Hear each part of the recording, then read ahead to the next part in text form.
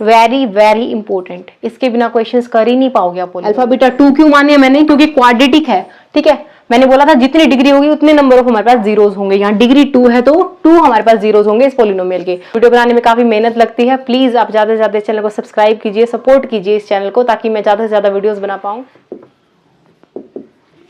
Geometrical meaning of zeros of a polynomial. Geometrical meaning क्या होगा, जैसे कि हमारे पास मान लीजिए, अब एग्जांपल लेते हैं, ठीक है। Find number of zeros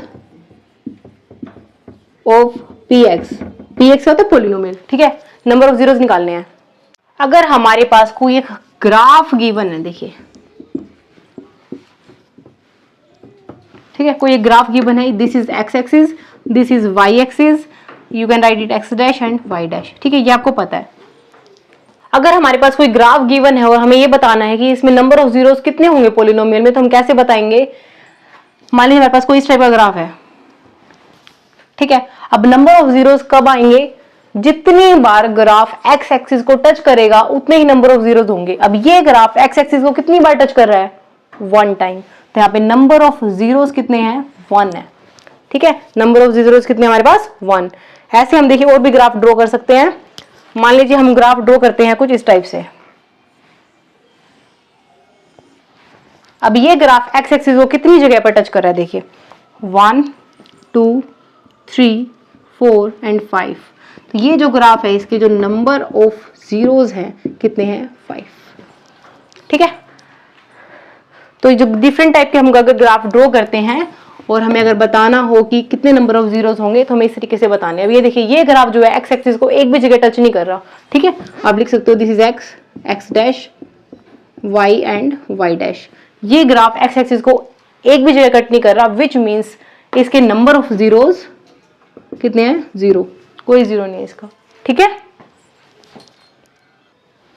next very important topic, very very important, इसके बिना क्वेश्चंस कर ही नहीं पाओगे आप पॉलिनोमियल्स के। क्या, relationship between zeros and coefficient of a polynomial. जो पॉलिनोमियल के कोफिशिएंट्स होते हैं और जो जीरोस होते हैं उनके बीच में क्या रिलेशनशिप होता है, ठीक है। मान लीजिए हम एक कोई क्वाड्रेटिक पॉलिनोमियल लेते हैं, ये क्वाड्रेटिक पॉलिनोमियल की ही बात है।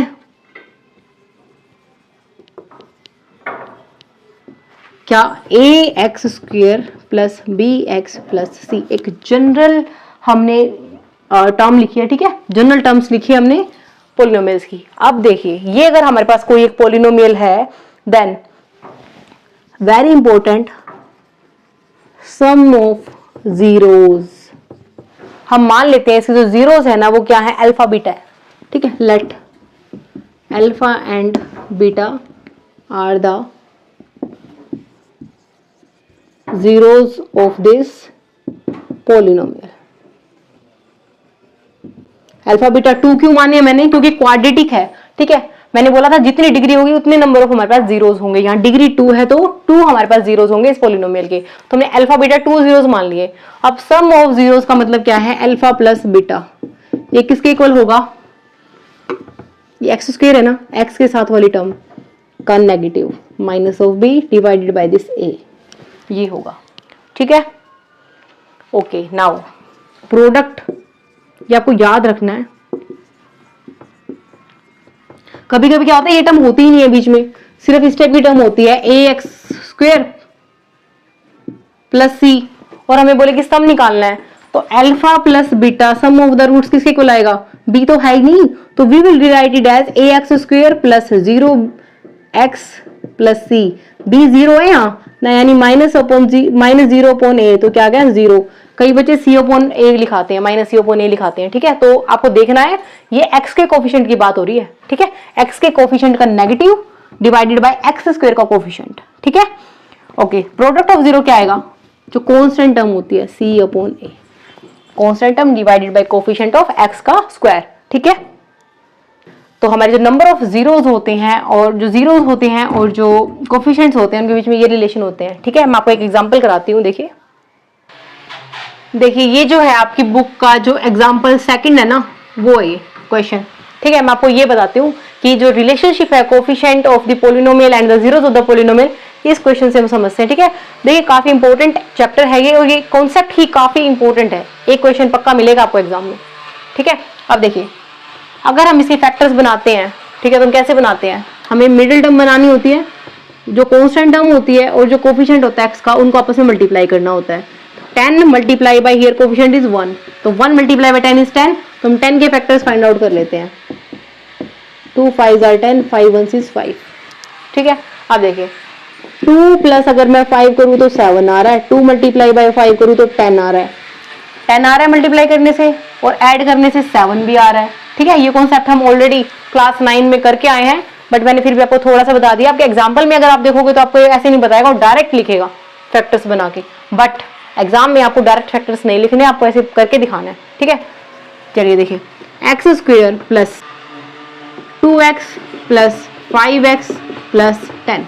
अब इसके अंदर से हम x को कॉमन आउट निकाल सकते हैं। क्या आ गया, x प्लस 2 प्लस यहाँ से देखिए 5 कॉमन आउट आ रहा है, x plus 5 2 are 10।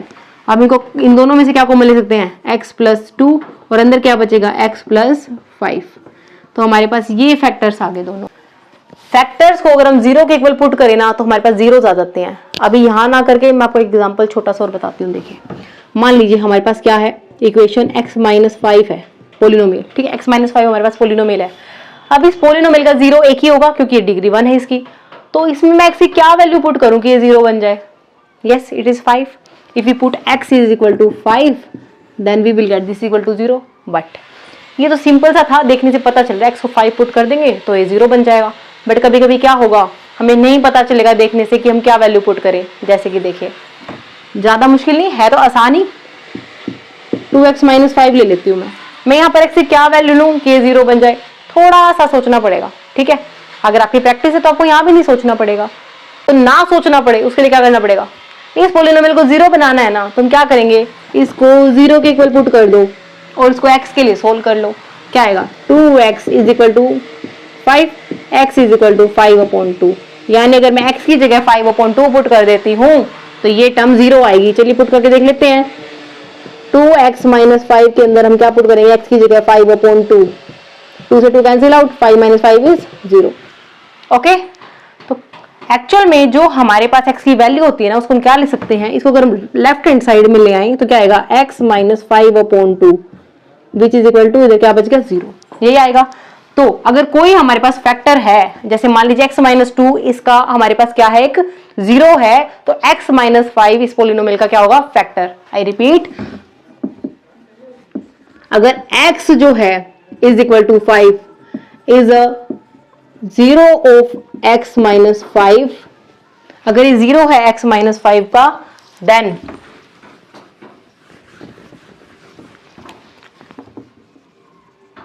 x minus 5 is a factor of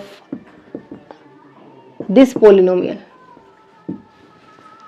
ठीक है, बाई चांस की बात है सेम आ रहा है, जरूरी नहीं है सेम आए। अभी मैंने एग्जांपल किया था, अगर ये है, इसका जो 0 है कितना है, इसका 0 5/2 है ना, x is equal to 5/2 is the 0 of 2x minus 5, and इसको लेफ्ट हैंड साइड में लेके आएंगे तो क्या आएगा, this is a factor of this.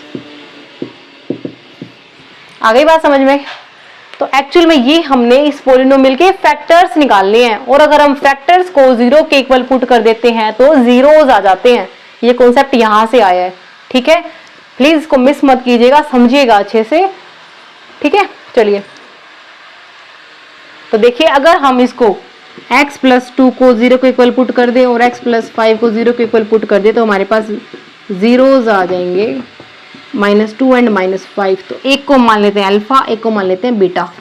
ठीक है, यानी अल्फा जो है हमारे पास वो कितना आ गया, -2, and beta we will take at -5।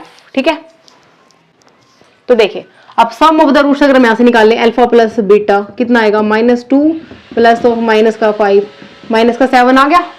लेकिन अगर हम इस तरीके से निकालना चाहें तो क्या आएगा, देखिए जरा, अल्फा प्लस बीटा अगर हम कोफिशिएंट्स से निकाले तो क्या था, -b बाई ए, बी क्या है यहाँ पे -b 7, a कितना है 1, क्या गया -7, सेम आ रहा है ना। ठीक है, तो इतना प्रोसेस ना करके हम सिर्फ इसको देख के बता सकते हैं कि ये वैल्यू इतनी आएगी। ये इतना सब कुछ करने की आवश्यकता नहीं होगी अगर हमें ये कॉन्सेप्ट समझ में आ गया, हम डायरेक्ट ये लिखेंगे। ठीक है, ओके।